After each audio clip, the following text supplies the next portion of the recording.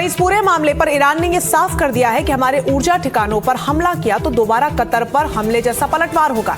यानी ईरान भी चढ़ा बैठा है। तो इधर ईरान ने हॉर्मुज की घेराबंदी करके समूची दुनिया की नस को दबा लिया है, तो वहीं नस सारी दुनिया को परेशान कर रही है और अमेरिका उस नस को जितना खोलने की कोशिश करता है उतना ही गहरा फंसता चला जाता है। लेकिन अब हॉर्मुज संकट से निकलने के लिए 22 देशों ने साझा बयान जारी किया ताकि हॉर्मुज स्ट्रेट को खुलवाया जा सके।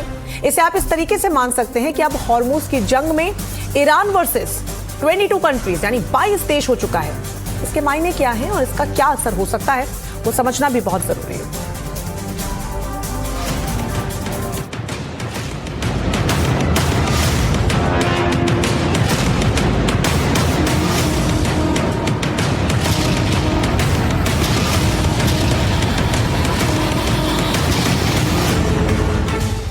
समंदर में सिर्फ 3 किलोमीटर का सकरा सा रास्ता सारे जमाने का जंजाल बन गया है। इस 3 किलोमीटर के हिस्से ने सारी दुनिया को बेचैन करके रख दिया है। ईरान की जालबंदी के आगे यहाँ तेल और गैस के टैंकर अटके पड़े हैं और इनके अटकने का मतलब साफ है, दुनिया के तमाम देशों में जनजीवन का अटक जाना।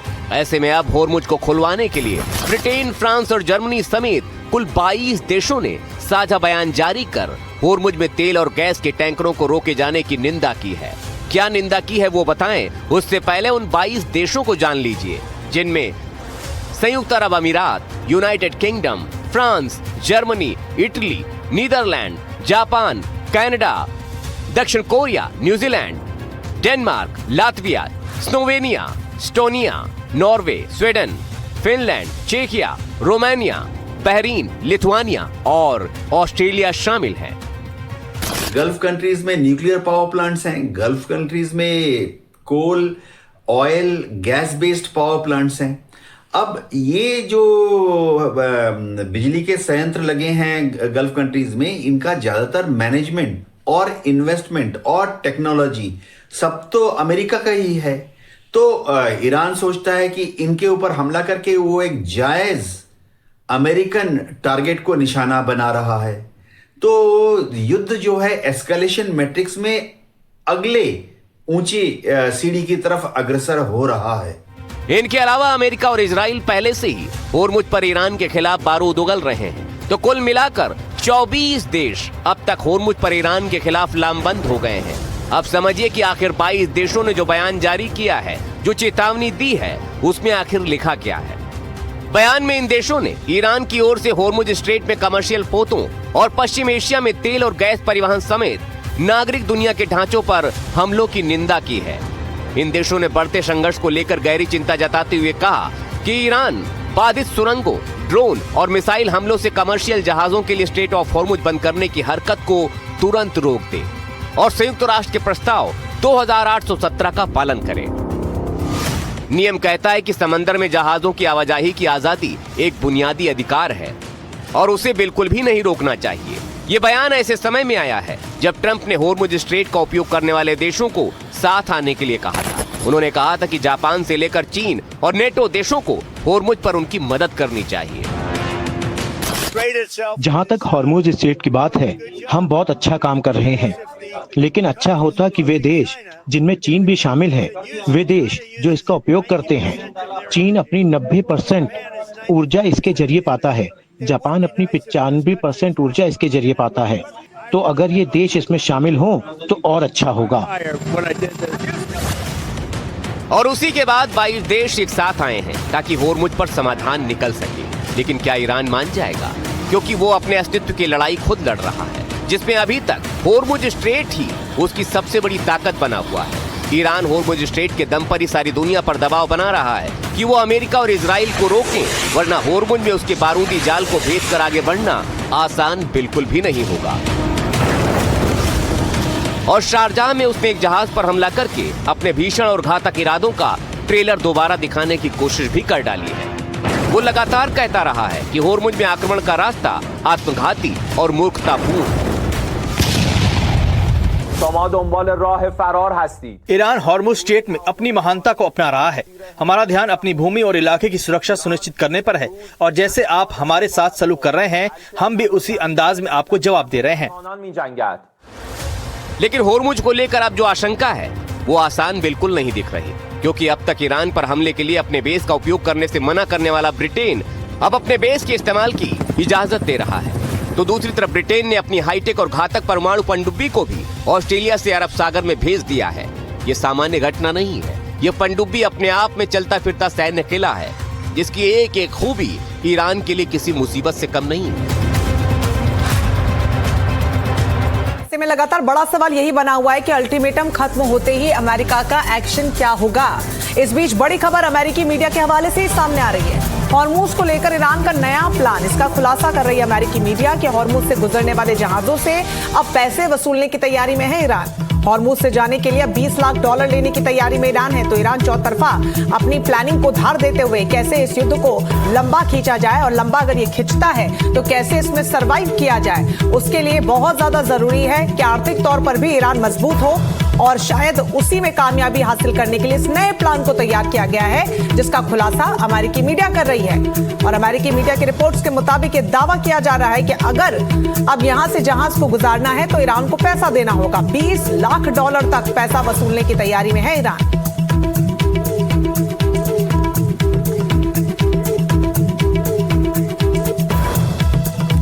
तो क्या हॉर्मूज पर गुजरने पर अब भारी चार्ज देना होगा? इसे समझिए ग्राफिक्स के जरिए। देखिए, ईरान हॉर्मूज पर नियंत्रण को बढ़ा रहा है। जहाजों पर फैसला तेहरान करेगा। जहाजों की आवाजाही पर इसका क्या असर पड़ेगा? टैंकरों से भारी शुल्क वसूलने की पूरी तैयारी की गई है। प्रति टैंकर $2 मिलियन तक का चार्ज संभव है। वैश्विक तेल सप्लाई पर भी इसका अब असर पड़ सकता है। तो समझिए कि $20 लाख अगर आपको देने होंगे तो वहां से कितने जहाज गुजर पाएंगे। हालांकि अभी ईरान ने दुश्मन देशों के लिए ये पूरा रास्ता बंद किया हुआ है। हालांकि कुछ देशों को ही यहां से अपने जहाजों को गुजारने की इजाजत मिली हुई है, लेकिन अगर ईरान ये इजाजत अब अन्य देशों को देता है तो क्या वाकई में वो इतना बड़ा हर्जाना ईरान को देंगे? हालांकि ये तस्वीर कुछ दिनों बाद साफ हो जाएगी, लेकिन फिलहाल जो बड़ी जानकारी सामने आ रही है उसके आधार पर यही कि अब ईरान वहां से जहाज गुजारने को लेकर पैसा ले सकता है। तो इजराइल का वो एयर डिफेंस सिस्टम जिसकी पूरी दुनिया में जिसका नाम है आयरन डोम, अत्याधुनिक एयर डिफेंस सिस्टम इसे कहा जाता है। वो एयर डिफेंस सिस्टम जिसके दम पर इजराइल अरब देशों के बीच अकेले अपनी सुरक्षा करने में कामयाबी हासिल करता आया है। लेकिन अब इस कवच को ईरान ने कैसे भेद डाला, इस रिपोर्ट में समझिए।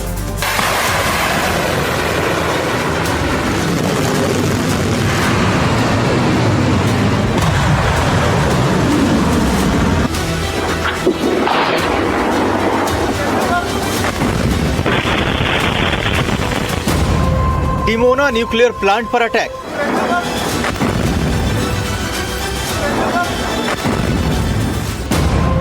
ईरान की ऐसी कौन सी मिसाइल?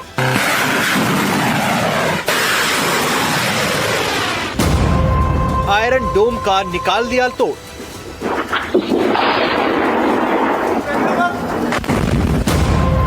ईरान की चाल, इजराइल फेल। गाजा की ओर से हमला हो या लेबनान की तरफ से अटैक, इजराइल अपने कवच आयरन डोम के जरिए हमेशा बचा रहता है। ईरान के साथ जारी जंग में भी आयरन डोम का कई बार नाम आया। दावा किया गया कि ईरान ने इजराइल पर हजारों मिसाइल और ड्रोनों से हमला किया, लेकिन इसमें से ज्यादातर मिसाइलें और ड्रोन को आयरन डोम ने इंटरसेप्ट कर लिया। लेकिन इस दावे पर सवाल उठने लगे जब ईरानी मिसाइलों ने इजराइल की डिमोना और अराद शहर में भारी तबाही मचाई।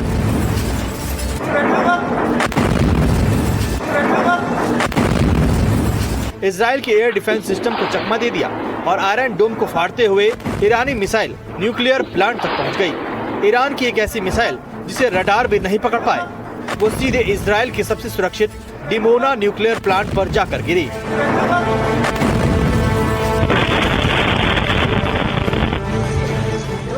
पहले न्यूक्लियर सिटी डिमोना और अराद शहर में हुई तबाही की तस्वीरें देखिए।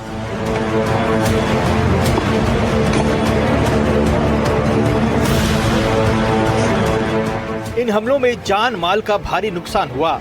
100 से ज्यादा लोग घायल हो गए। डिमोना में इजराइल का न्यूक्लियर रिसर्च फैसिलिटी है, जिसे बचाने के लिए इजराइल आयरन डोम के साथ साथ एरो सिस्टम का भी इस्तेमाल करता है। लेकिन इस ईरानी हमले में ऐसा नहीं हो पाया। इजराइल अपना बचाव नहीं कर पाया और डिमोना में भारी तबाही मच गई।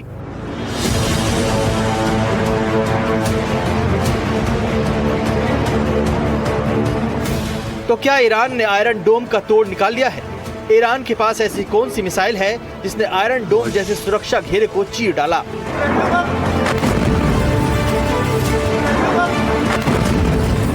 ये अटैक ईरान ने कौन सी मिसाइल से किया, इस बारे में साफ पता नहीं चल पाया है, लेकिन ऐसा अंदाजा लगाया जा रहा है ईरान ने यह हमला इमाद मिसाइल के जरिए किया। ईरान की इमाद मिसाइल की खासियत आपको बताते हैं। ये मिसाइल अपनी अचूक सटीकता की वजह से जानी जाती है। इमाद मिसाइल में टर्मिनल गाइडेंस सिस्टम मौजूद है। इसकी सबसे बड़ी खासियत ये है कि ये मिसाइल हवा में रास्ता बदल लेती है, जिसकी वजह से आयरन डोम के लिए भी इस मिसाइल को ट्रैक करना मुश्किल हो जाता है। इस मिसाइल की मारक क्षमता 2000 किलोमीटर तक की है और ये 750 किलोग्राम तक विस्फोटक ले जा सकती है। ईरान ने आयरन डोम को चकमा देकर इजराइल के सुरक्षा कवच पर गंभीर सवाल उठा दिए हैं। जब ईरान ने इमाद मिसाइल दागी और आयरन डोम ने इसे इंटरसेप्ट करने की कोशिश की, तो इमाद ने अपनी दिशा बदल ली, सुरक्षा घेरों को चीरते हुए निकल गई। डिमोना पर सीधे मिसाइल नहीं दागी गई, बल्कि इसके लिए एक रणनीति बनाई गई। ईरान ने पहले सैकड़ों आत्मघाती ड्रोन से हमले किए, साथ में कादर मिसाइलें दागी गई जो हवा में कई हिस्सों में बट गई। इस मल्टी वॉरहेड से इजराइल का पूरा डिफेंस सिस्टम कंफ्यूज हो गया। जब इजराइल का एयर डिफेंस सिस्टम ड्रोन्स और कादर मिसाइलों से जूझ रहा था, तभी इमाद ने डिमोना न्यूक्लियर प्लांट के बाहरी हिस्से पर हमला कर दिया। इजराइल का आयरन डोम दुनिया का सबसे अचूक सुरक्षा कवच माना जाता है। इसकी सबसे बड़ी ताकत इसका रडार सिस्टम और आर्टिफिशियल इंटेलिजेंस है, जो पलक झपकते ही ये तय कर लेता है कि आने वाली मिसाइल किसी रिहायशी इलाके में गिरेगी या खाली मैदान में। लेकिन इस आयरन डोम को ईरान ने फेल कर दिया और डिमोना जैसे संवेदनशील इलाके में मिसाइल हमला कर डाला। Bureau report, NDTV India.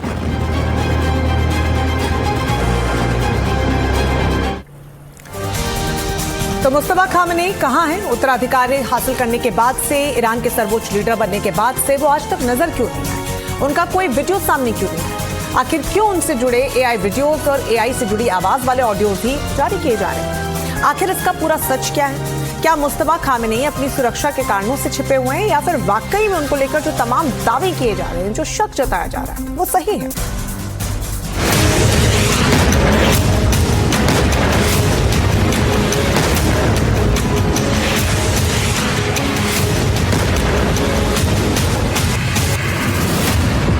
Iran की सर्वोच्च ताकत,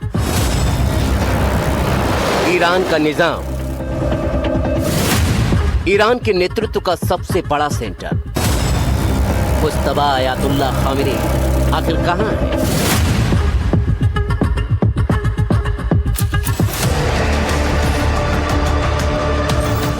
ये वीडियो तो आपको याद ही होगा, 13 मार्च को जारी किया गया था, जब मुज्तबा के होने और न होने की बहस चल रही थी। कोई कह रहा था मुज्तबा को पहले ही हमले में पिता के साथ मार दिया गया था, तो कोई कह रहा था कि वो सुरक्षित है। इसको लेकर अब तक कई वीडियो सामने आ चुके हैं।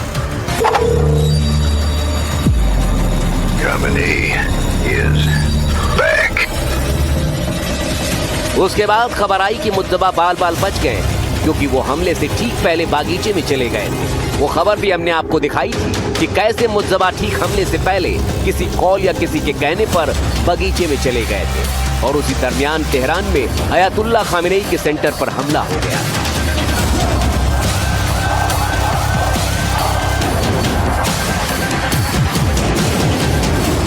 इसके बाद मुज्तबा खामेनी का नया AI वीडियो ईरान ने जारी किया, जिसमें मुज्तबा खून किए कि खून का हिसाब लेने की बात कहते हुए लिखते नजर आए।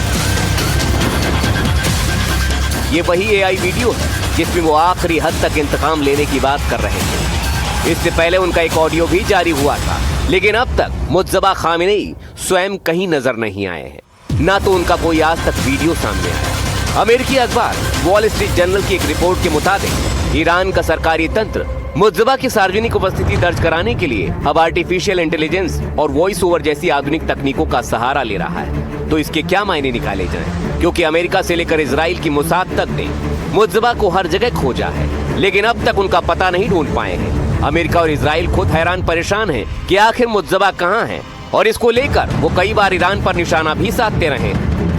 The war is proceeding very, very strongly. We're doing very, very well. Iran, knocking the hell out of them, and you have to do that. We can't let them have a nuclear weapon. We did a good job and a lot of people appreciate it. A lot of presidents know they should have done it. It was 47 years of terror. Every time you see somebody with no legs, no arms, a face that's been really so badly damaged, so badly hurt, lives destroyed, 95% chance it came right out of Iran.